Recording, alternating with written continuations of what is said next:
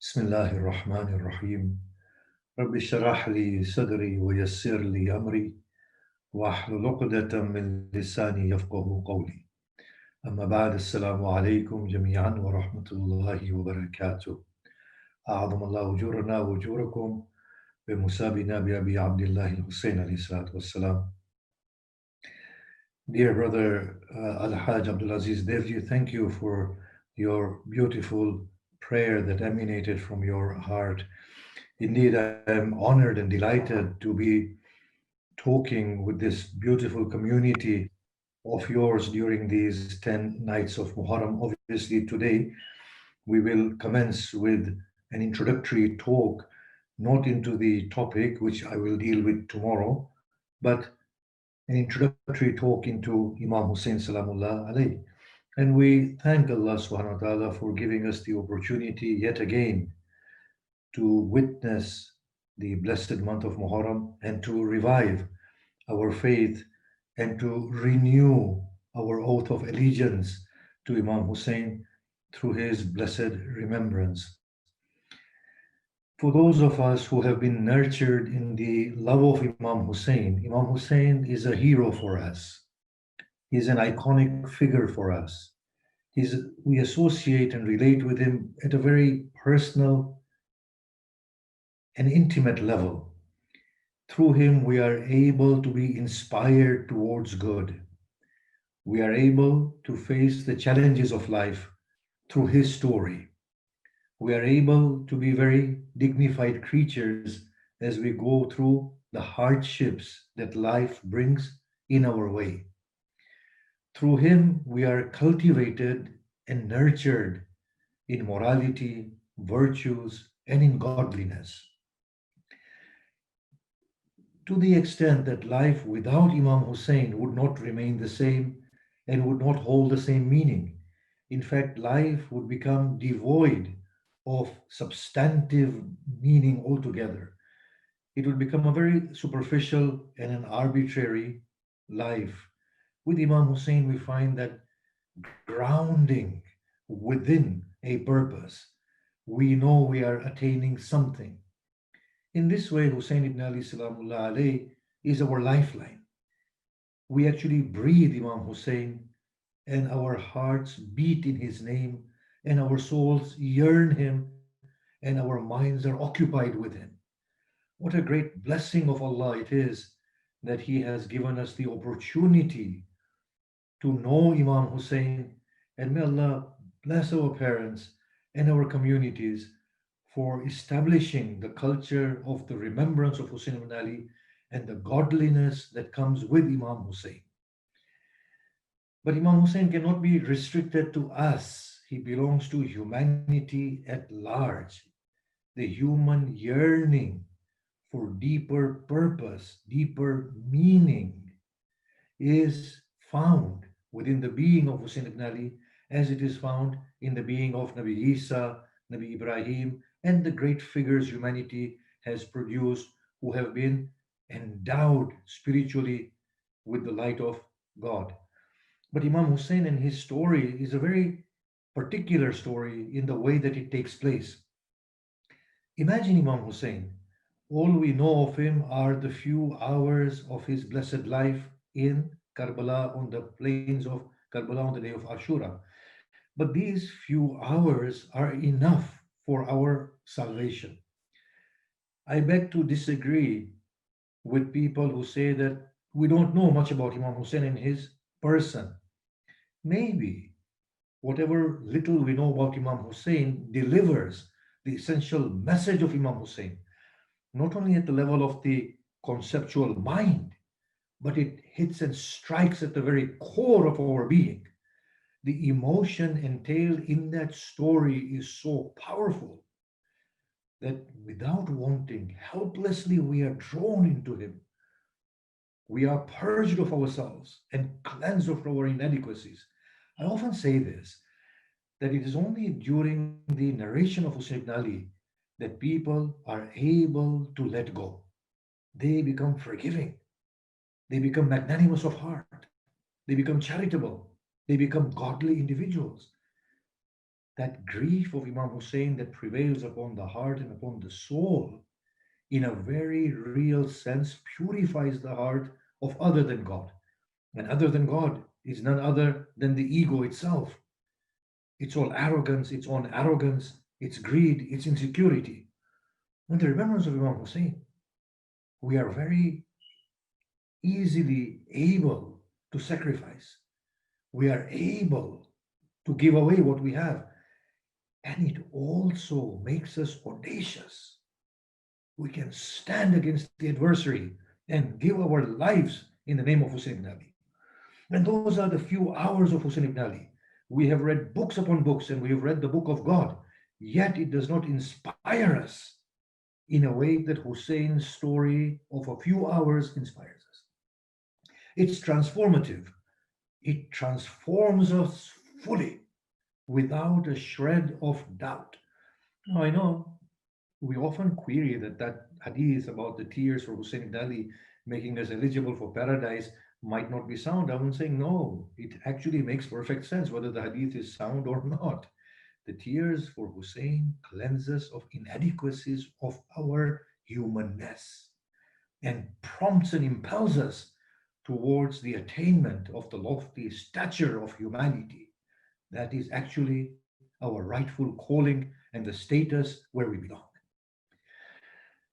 Now, why are we drawn to Hussein ibn Ali so inadvertently, helplessly? This is known as the wilaya of Hussein. At the depth of every soul lies the breath of God. The breath of God is yearning the author himself.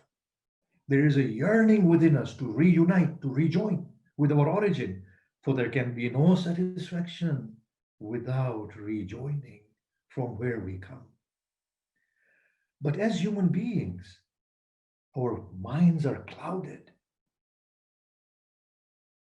We are totally deluded with the life of this world. And Allah frowns upon the life of this world by calling it the life of dunya, the very petty life, dunya. Earth is known as the earth, but the life of the earth is known as the life of dunya, the very unworthy life.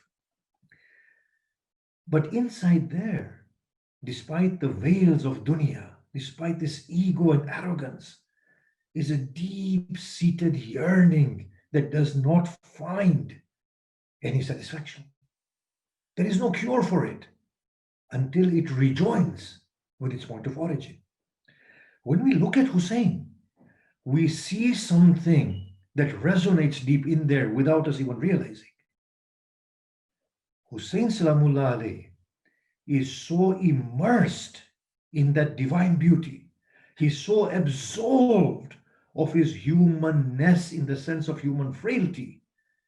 He has so reconciled his frailty into the beauty of humanity and the light of God that immediately within his being we begin to see our own calling, and our minds don't register, but our hearts are inadvertently pulled towards this Hussein.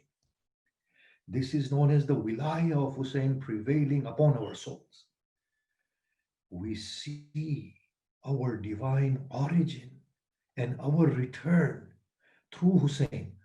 But because he is a human, an example like you and I, like us, like me and you, we relate to him more closely. You see, we are told about God that God is the most splendid, most beautiful, the most complete. He is the light of all lights. He is our calling. But the heart does not yield to him because within the human constitution, human framework, we do not relate to a God that we cannot see, we cannot touch, we cannot feel. Of course, he is there to be seen, to be touched, to be felt. But because at the outset of our journey, he is a mere abstract idea, we can't relate to him. So we never arrive at that point where we begin to feel him. But within that human example of Hussein, we begin to see the divine beauty radiating through a form that we associate with and we can relate to. And that is the saintliness of Hussein ibn Ali, the wilaya of Hussein that prevails upon our being, and inadvertently we are drawn to him without even knowing why we are drawn to him. This is the reason why when people of other faith hear the story of Hussein, they say there might be a label of Islam upon him. He might be the grandson of the prophet that you call Muhammad, but we see something in him that we relate to beyond your religion. And that is the divine radiance of God in the human form that we find in Hussein, and we relate to him and we are drawn to him. In a way, Hussein is beyond religion, beyond denomination. He is beyond this. He is the light of lights as a representation of those of that divine light through his being, and in those mere few hours of his. If we come beyond the emotional level and the subconscious level that draws us to Hussein, and we look at Imam Hussein's story, we find somebody that we admire to the core in our human condition. A man so brutally chastised, insults, mockery directed to him, his children taken away from him in the most brutal manner, torn apart limb by limb. His back is broken through the death of the pillar of his strength. His women folk are about to be made into captives. Every drop of blood has oozed from his wounded body. He dies through thirst. Yet the state of his dignity, amazing. He does not crumble under the pressure. He does not complain. He does not frown. He does not shout at God. My goodness, the dignity with which he conducts himself is admirable. Every human being looks up to a man like that. It is easy to be calm and dignified within a state of comfort. But amidst such pressures and such difficulty, to hold yourself and control yourself, and to have such grace and beauty about your being, and such dignity through which you conduct yourself amidst unbearable difficulties and sufferings. That is the peak of aspiration of any noble human being. Then again, we look at Hussein and his qualities. A man facing an onslaught from 30,000 soldiers, and he is defiant in the face of death. He said, I will not submit to a bully or a tyrant. I will stand for the rights of the oppressed. I am a dignified person. This head will not bow in humility to other than my God. Wow. We all aspire this. The reason why our heads bow under pressure is due to our weakness, because of loss of our property and wealth, loss of life, coercion, bribery. All of these things undermine our status of freedom. But he said, no, I value my freedom to the extent that this head will roll from this body, but it will not give you the satisfaction of bowing before you. It only bows before its Lord and its God. And that is the ultimate hero that inspires us into action. It's amazing the amount of revolutions that have taken place in the name of Hussein ibn Ali, and they've toppled the greatest of tyrants. If you remember the story of the Iranians, that the former Shah of Iran had imposed a curfew upon the Iranians, and late Marhum Ruhullah Imam Khomeini, he stated that if you come out on this night or on this day, Shah shall be no longer. Those women came out upon the streets wearing white garments as if they have worn shrouds, and they are offering their chest to the bullets. And all they're chanting is, Ya Hussein. And they're beating their chests and saying, Ya Hussein. That we shall not bow to tyranny. We respect ourselves to the extent that these heads shall bow only to our God. And Shah had to flee. Of course, bullets were fired at them, but they managed to topple the Shah. I remember in my very early years, the British crew had gone to Afghanistan interviewing the mothers of Afghanistan who had been able to, through militia sort of warfare, been able to remove the Soviet Union from Afghanistan. So the reporter, she was a woman, the interviewer, she asked the women, she said, well, how did you send your children in front of the raging tanks of the Soviets? And this is what I heard with my own ears and I saw. They said, are our children greater than the children of Zainab? If she could send her children in the defense of the truth and in defiance of any worldly authority, then why can we not send our children? This is ultimately the hero that we are looking for. We are weak. We bow and crumble in front of pressure. We are bought by bribery. We are put into fear through coercion and threats. But inside us is a Hussein that finds this state very uncomfortable, very undignified, very unbefitting. And when we look at Hussein, suddenly we are inspired. No, I will not stand in front of pressure. I will stand come what may. I will speak the truth no matter who is in front of me.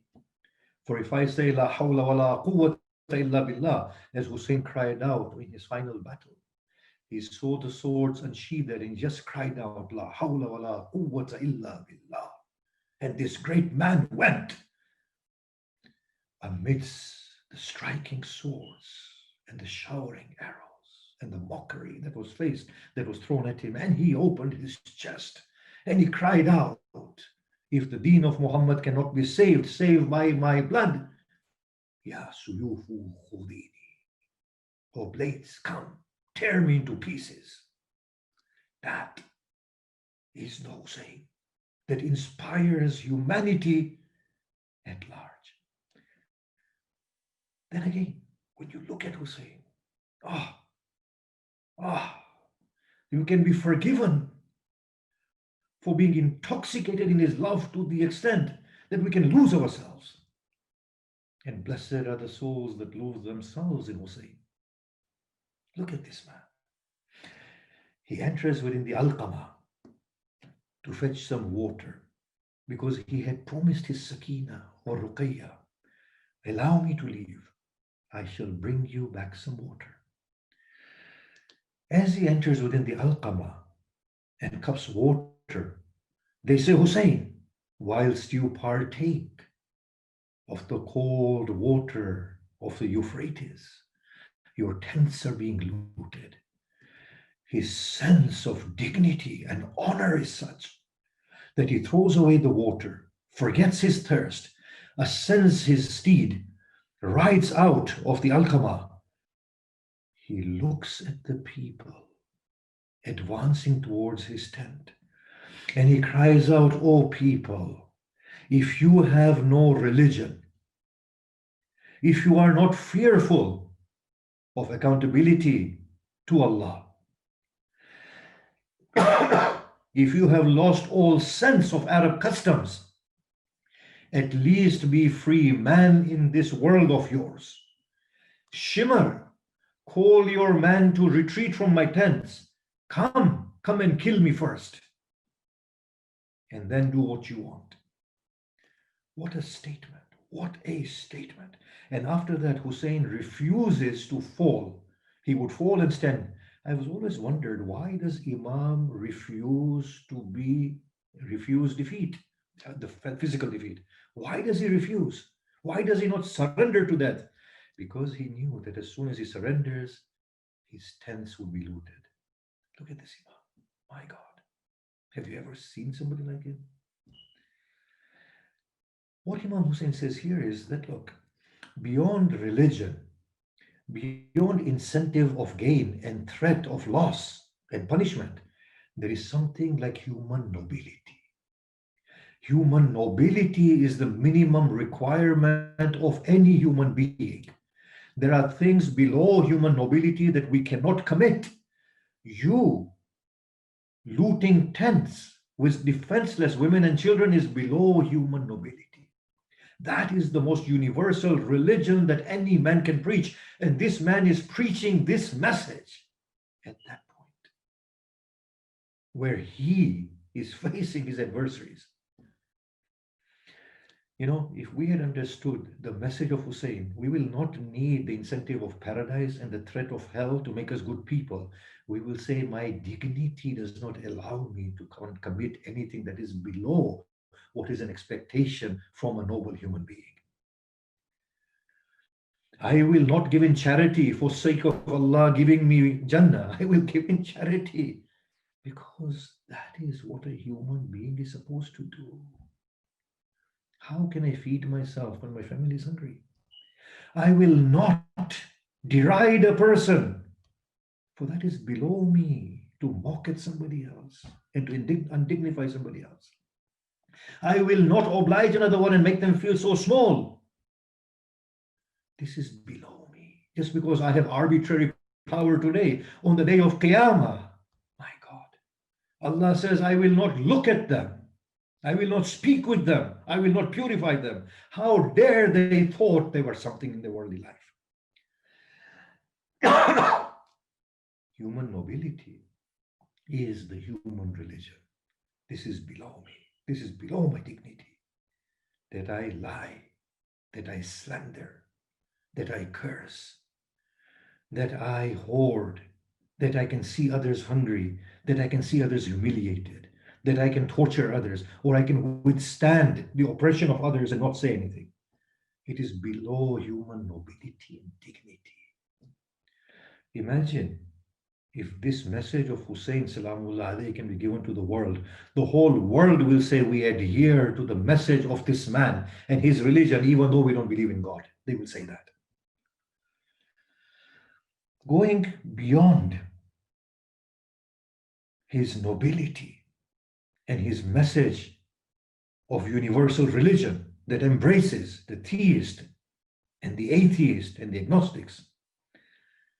There are one or two more things I want to say, but my time has run out, so I will cut it down and I'll finish it very quickly. His state of godliness. There is something beyond everything we have described. His state of godliness. When Hur comes to him,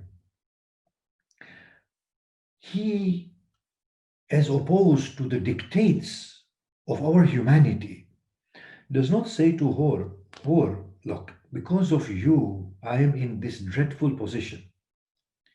Now that you come to support me, it's not going to spare my life or the life of my children or my family. I find it insulting that you approach me at this point.